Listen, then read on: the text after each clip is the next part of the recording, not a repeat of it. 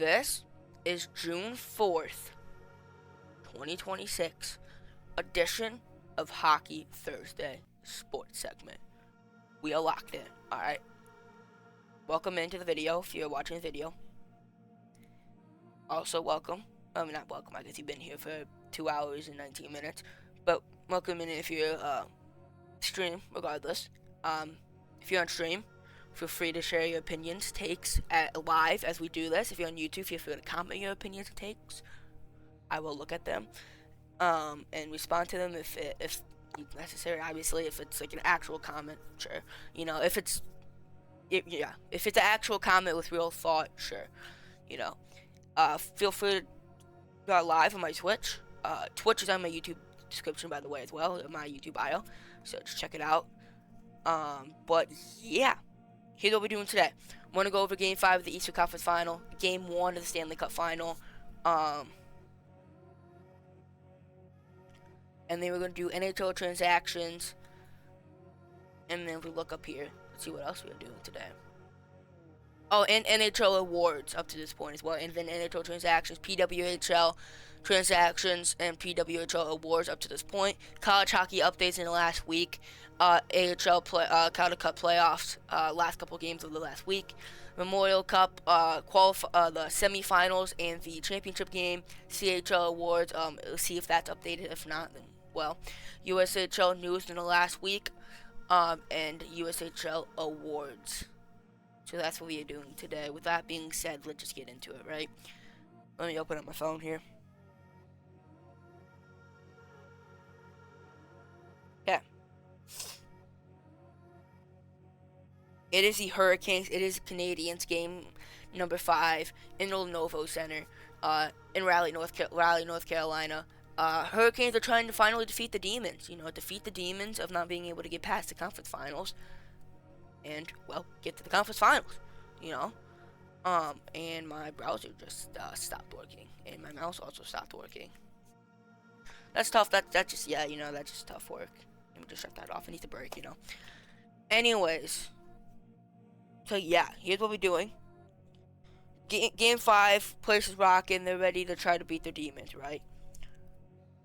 Go early on. Quick start for Carolina. They get couple of great shifts in a row and just really start dominating early for the first about 5 minutes. Canadians start to bounce back a little bit. You get a couple of good shifts there going. And then the Hurricanes are cooking. 48-foot slap shot on goal from Nikishin, and then a quick little wrister from Stankoven, and then Taylor Hall. Alright, the puck comes through the neutral zone. They dump it back in.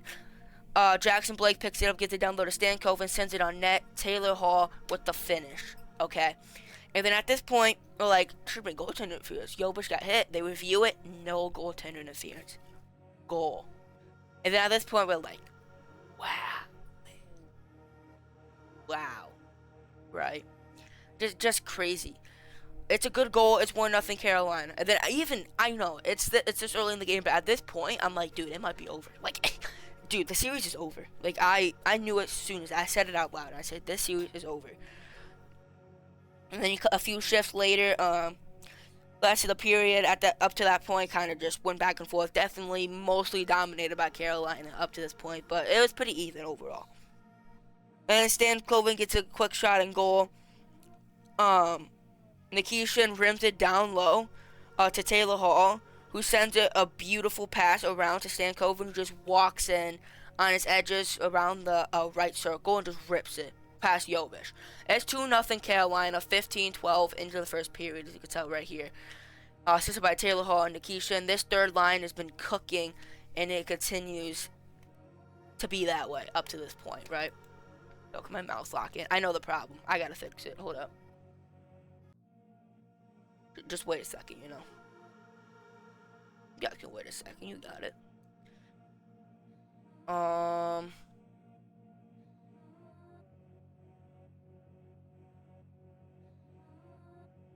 Okay, well, so it didn't really work. That's not good. Well, I don't really remember how I fix it then if that doesn't work. Well, oh, I know how. Bet it works. Yep, it does. Alright, yep. Told you. Okay. And then later in that period, a couple of good moments, and then about a minute and 40 seconds later, the puck is dumped out by a carrier out of his own zone. He literally just picks it up, dumps it out to neutral zone over everybody, right perfectly to Robinson, who's coming off the bench. The puck's here, right? The puck is here. Robinson's coming this way. The puck, perfect, right for Robinson. He takes off. Beautiful. Robinson takes off. He has Mike Matheson trailing him, right? So in this situation, I'm like, I think he's probably going to get taken in by Matheson, but he just powerful pass, just rushes his way to the net, throws it on net, and it squeaks past Jovic. 3-0. Carolina, 3:08 to go in the first period. It's 3-0. Like, it's over at this point. Like, the series is over. We go in the second intermission. Pretty even start of the second period. First about 7 minutes. 7 minutes and 19 seconds in. Great play by Taylor Hall to get it in on a bit of a rush. Gets stopped by Jovic, but on the rebound, Jackson Blake on the Taylor Hall rebound finishes it. That third line connects again. Taylor Hall's third point of the night. Stan Coven also has his third point of the night. And they're just absolutely dominating at this point. And about 11 minutes later, Shane Goss is fair. They're on the power play. Nikolai Ehlers, Seth Jarvis give it a little give and go. Ehlers controls it at the top of the point.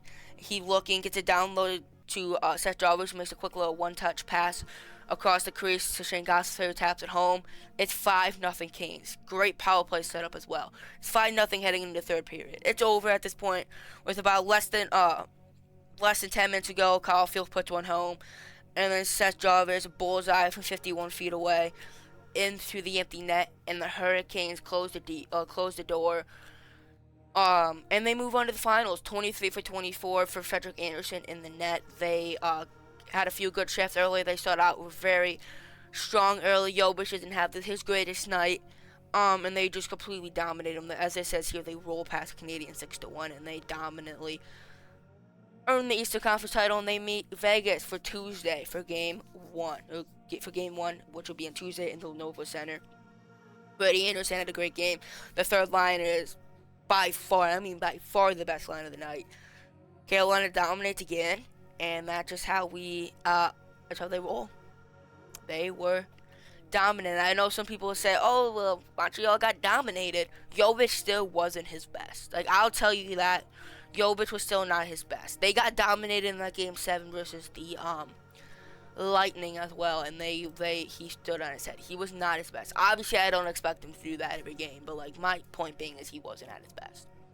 Simply put. All right. Tuesday, Game 1 of the Stanley Cup Final. Right, Vegas, Carolina hosts. Obviously, Eric Stahl, I believe it's Eric Stahl, with the siren. The place is rocking. Obviously, so they get a opening draw. Obviously, the opening draw, sick opening draw, great presentation and everything. They get into it right away. Faces off Nikolai Ehlers. Shea Theodore tries to hold the point. He chips it. Nikolai Ehlers chips it past him. He's in 2-on-1. He goes low glove side posting in. Beautiful shot on the 2-on-1 opportunity, and he does not mess that one up. Beautiful finish. 25 seconds in, Carolina is buzzing, and they're up 1-0 early. And they have a great shot. They're like 7-2 or 8-2, maybe even 9-2 with the shots at one point. And then, so yeah, that's kind of how that went. And then Vegas started when they were chasing. And then Nikolai Ehlers, he forced Jack Eichel tried going east to west. It didn't work. Chatfield finds Ehlers and then a breakaway. Nasty little forehand to backhand, slip at 5-hole. It's 2-0. Carolina. Carter Hart is rattled. The Knights are rattled. John Tortorella is forced to call a timeout. Nikolai Ehlers, 2 goals early. Trying to play hero here, you know. They call a timeout. He says, hey, stop, make smart decisions. Stop going east to west. Play our game. Settle down. 6:32 into the first period, so not too long later, about a minute and 20 seconds later, Shea Theodore gets it at the top of the point from Braden McNabb. He just fires a little one-timer, and it just deflects off a defender and in. Cuts the lead in half. It's 1-2. It's 2-1. Hurricanes. Going into the second intermission, 30 seconds into the second period, Ivan Barbashev Great play to Jack Eichel, who looks around, fires it wide. It gets hit back down to Jack Eichel. He finds Belichick with a lot of room in the slot, and he just fires it past Frederick Anderson. It's 2-2. And then about 5 minutes later, William Karlsson wins the face-off down low, forces the turnover down low, where Brett Howden picks up back to Marner. Beautiful pass from Marner to Karlsson right in front of the net, who taps it home. Quick start, 2 goals, 4:35 into the second period for the Knights, and they lead 2-0. And then Jordan Staal, the captain, a beautiful, beautiful wrist shot, ties the game late in the second. We go to third period tied. Brett Howden, just an incredible playoff run. He tips it home. He gets another one on the board, his 11th of the postseason. The Knights lead. And then 11:19 left, Shane Gossafair finds himself in the ladder room above the left circle, and he just fires it home. It's 4-4 game. And then late in the third, Colton Sissons wins a puck battle out of the corner. He exposes Carolina's man-on-man coverage. He finds Hurdle streaking in the slot, and he fires it home. What a shot by Hurdle. What a play.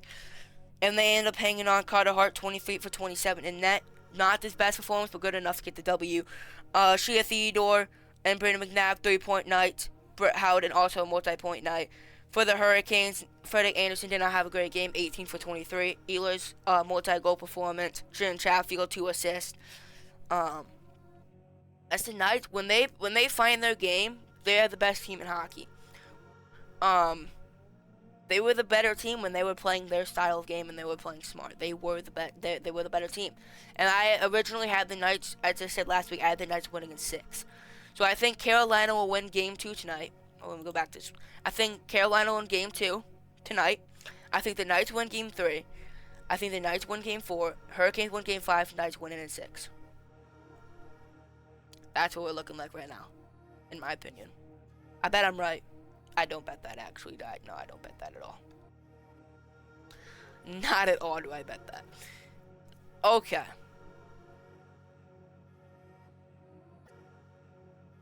Alright. NHL awards. Marcus Foligno wins the King Clancy Memorial trophy. John Cooper wins his first career Jack Adams Award. He 100% deserves that. 100%, right? Zach Werenski wins the Norris because I like it. This is gonna be his peak of his career, I believe, at this point, points wise. There was like a 20 to 30 game stretch where he was the best, arguably the best player in hockey on a pretty mid-black Blue Jackets team. He was the whole reason why they were competitive down the stretch. I think they 100% deserve that. And I also like that they gave it to somebody who didn't necessarily make the playoffs, and hopefully that sets a trend on the line. I really like that pick. Matthew Schaefer wins the Calder Trophy as well. Obviously well deserved. I think if anybody else, they're just wrong. Yeah. I mean, that's kind of what we're looking like there. As of right now, let me see if I can find any of the... Let me Google something real quick. All 2026 NHL awards winners announced as of today.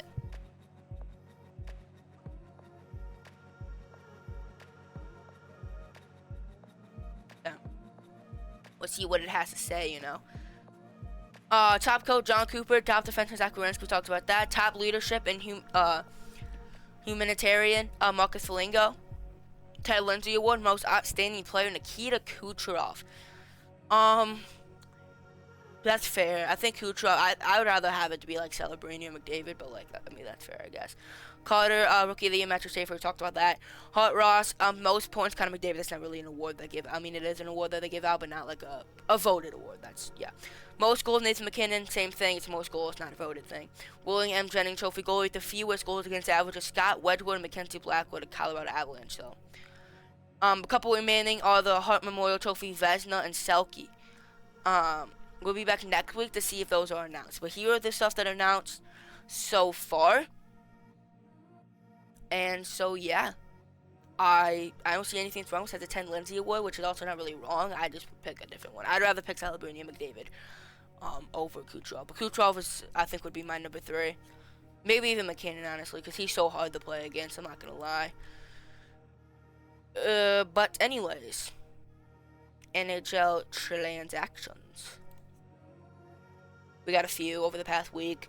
Over the next 4 days specifically. The last 4 days specifically.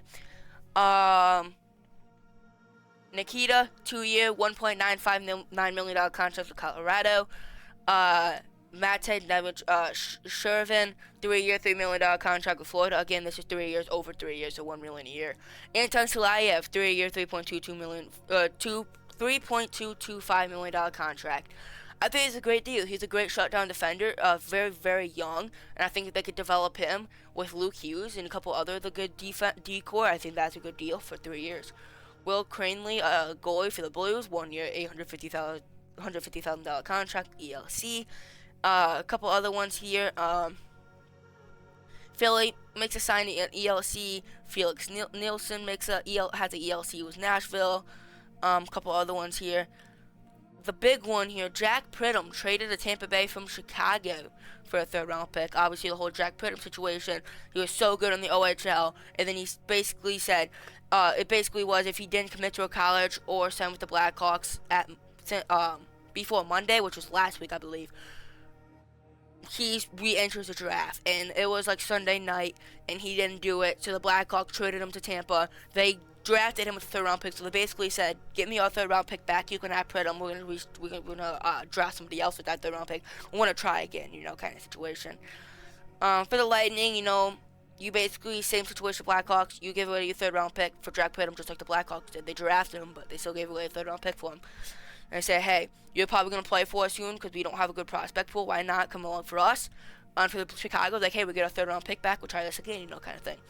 Zach Dean, 1 year, $850,000 contract extension with St. Louis. So, yeah, those are the transactions in the past week. There you go. Let me refresh this. Let's see if there's any PWHL transactions. There is not. The only one that pops up here is the one that came from last week. So, yeah.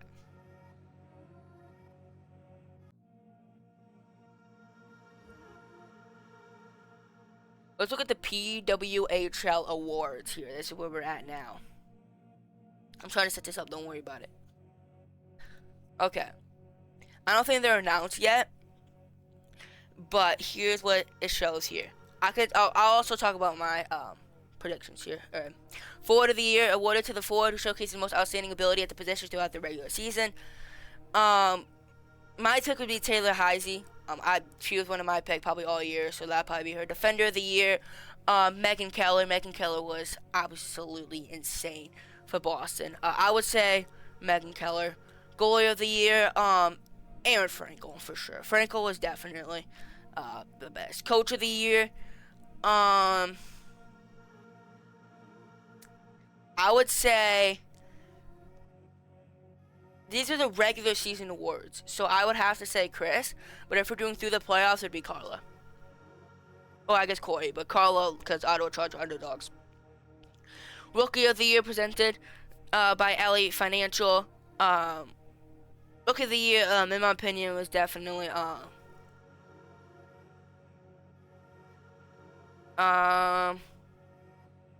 I'd say Casey O'Brien from the Sirens.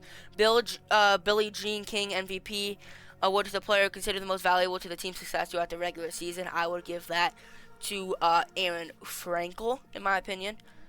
And here's kind of the past awards winners here.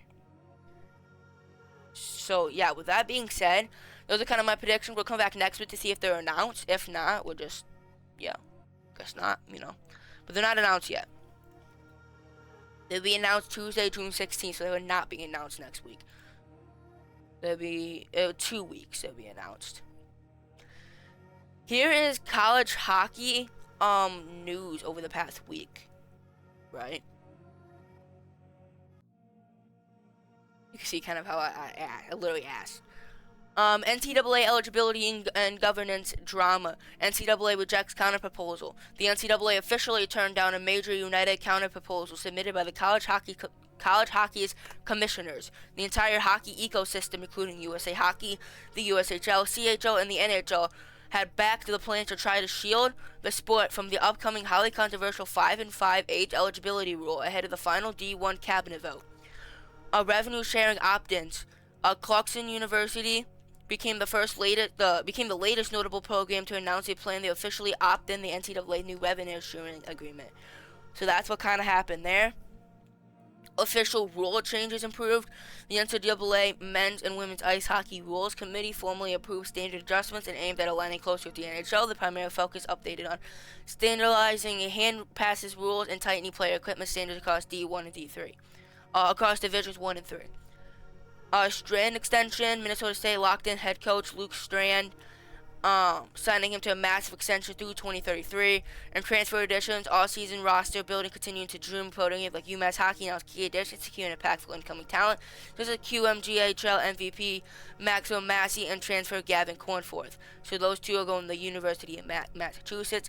National Player Award, Jim Johansson Award, USA Hockey announced its annual recipients. Naming Minnesota Duluth sophomore forward Max Plant as a Jim Johansson College Player of the Year, as far as a stellar 52-point and recent Hobie Baker Award win. Also, Caleb Hyo won the Goalie of the Year as well in that. We look at the AHL here. The only thing that happened last week was Game 1 of the Eastern Conference Finals. Game 1 of the Western Conference Finals, Chicago stole on the road. I mean, let me just open up my phone here. You just wait a minute, fellas. Told you, hockey sports segments are longer ones. I told you. I told you so. Okay, wait. Why isn't this refreshed, by the way?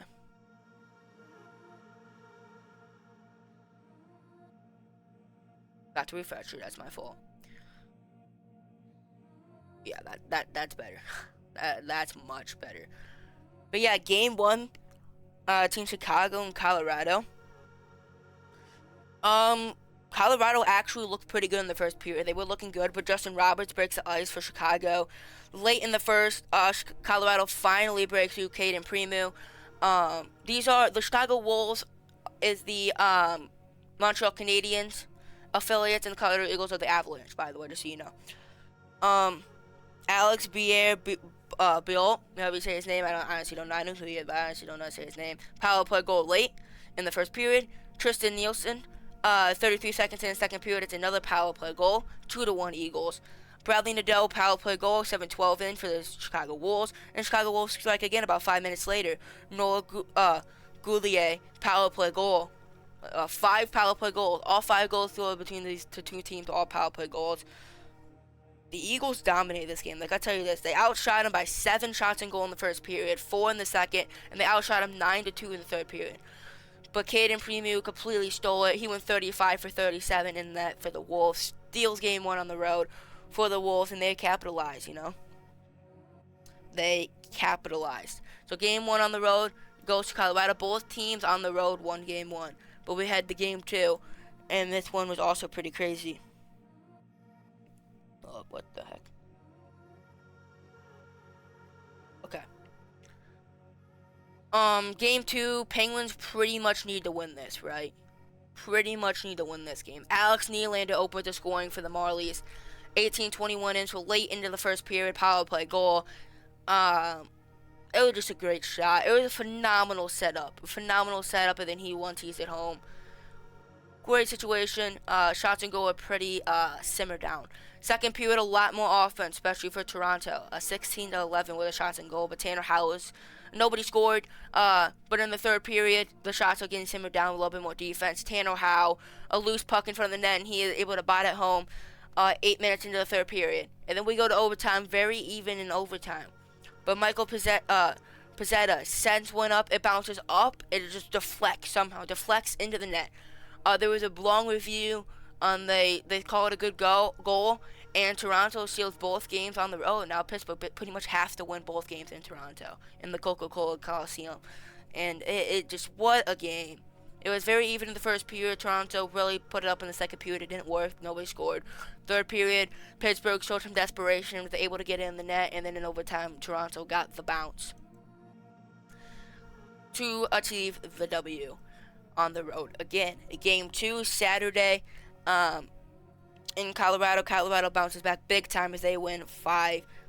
A huge much needed win. They come out strong in the first period again. This one, the shots were 9-3. If you look at this first period, Tristan Nelson actually opened the scoring late in the power play goal. And then Nystrom and Rabakin score about 4 minutes apart to get the Wolves the lead heading into the third intermission. 15 minutes in, so exactly 5 minutes left, Jacob McDonald ties it. 52 seconds later, T.J. Hughes takes the lead, and then they score 2 empty net goals late to seal it. It was actually way closer than a 5-2 game, but they were able to squeak it out at home, and Chicago has to go back home and be like, it was way closer than that. But the shots are 13-1 in the third period. Colorado completely dominated that third period, back-to-back games, and Colorado also going to go to Chicago and saying, hey, we could definitely win this series. You know, it's winnable. Game 3 in Toronto between Pittsburgh and Toronto. Not Pittsburgh. I'm sorry. Wrong Penguins team. Wilkes-Barre. And Wilkes-Barre needs to win this one. And they do. They win it 5-3. First period, very even. Not very much defense. A lot of offense. A lot of goaltending. Vinny Lettere, 12-15 in, opens the scoring. And then about 2 minutes later, Aiden McDonough quickly silences the crowd on a power play goal. That was a big one heading in the second intermission. 2 minutes in, Bill Zahn scores a huge goal. And it's 2-1 Wilkes-Barre. And then late in the second, Luke Hames continues his great series and ties the game. 7:48 into the third period, Ville Kuvinen takes the lead. About 2.5 minutes later, Aitley Culver, it's 4-2 Wilkes-Barre. Mark Johnstone, less than a minute to go, makes it a 1-goal game, and then into the empty net about less than 20 seconds later, Tanner Howe puts this one on ice. Wilkes-Barre was a huge, and they need to win Game 4 as well, because if they can win Game 4, bring it back to Toronto, bring it back to Pittsburgh to a tie series, a best of 3. Speaking of Game 3, we got Game 3 in Chicago, and Colorado wins it. They do. They win it big time, and they needed this one. Again, Colorado dominates the first period, and I mean dominates the first period. 18-4 are the shots. They were great shift, cycling, just completely dominating. 9:45 in, Trace Bradley opens the scoring, breaks the ice on the road. They're just ice cold to start on the road, and Allstate Arena in Chicago is completely dominant. They're not phased. Also late in the second period, Ty Fallhaber gets an assurance marker to head in the second intermission, up 2-0. 31 seconds in, Dominic Fensworth finally breaks the ice past Trent Miner. It's short-handed. It's a 2-1 game. 9:06 into the third period, Cal Foote ties the game. But late, Ivan, 51 seconds left in the game. Chase Bradley finds Ivan. He literally walks in from the top of the point, walks into right above the slot, and just rips it past Caden Primo. Phenomenal game. Ivan steals Game 3, and Trent Miner had a great game in net. Both goalies had a phenomenal game, but Colorado Eagles were able to get the W, and that's all they need is just to get the W. That's all that matters. And if we have the Game 4 with Wilkes-Barre versus Toronto, if you look at Game 4 here, Benoit Oliver Girl opens the scoring, and Vinny gets an insurance marker. It's 2-0 in the first period. 3 unanswered goals in the second period for the Penguins. It's 3-2 game heading in second intermission.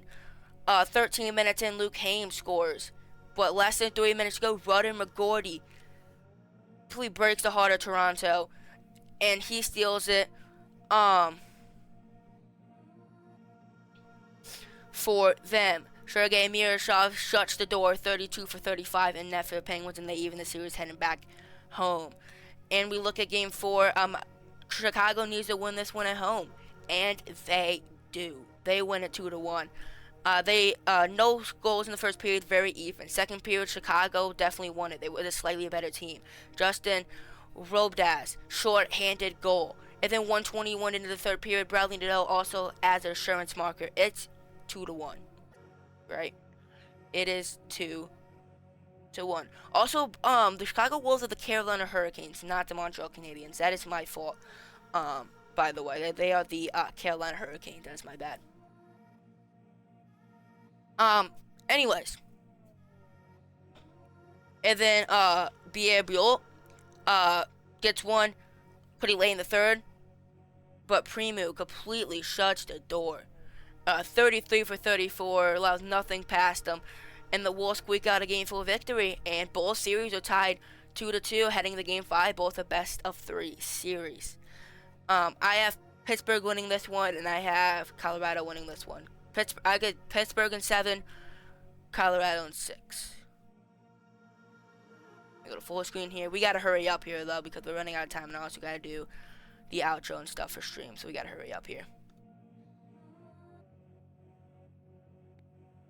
Oops. Everett Silvertips dominate the SAG 6-1.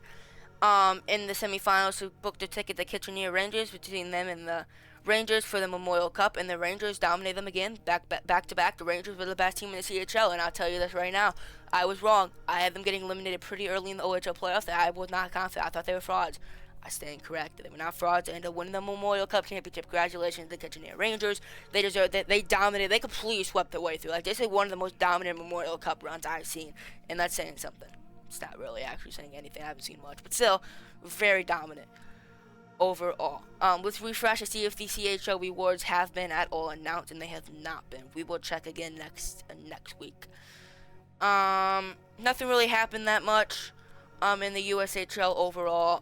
Just that CHL thing, or the not CHL thing, the college hockey thing.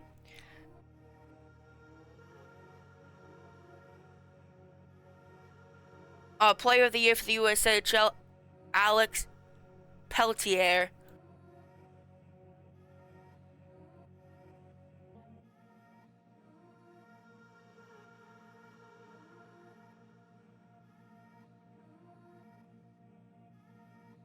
Player of the year, Alex Peltier.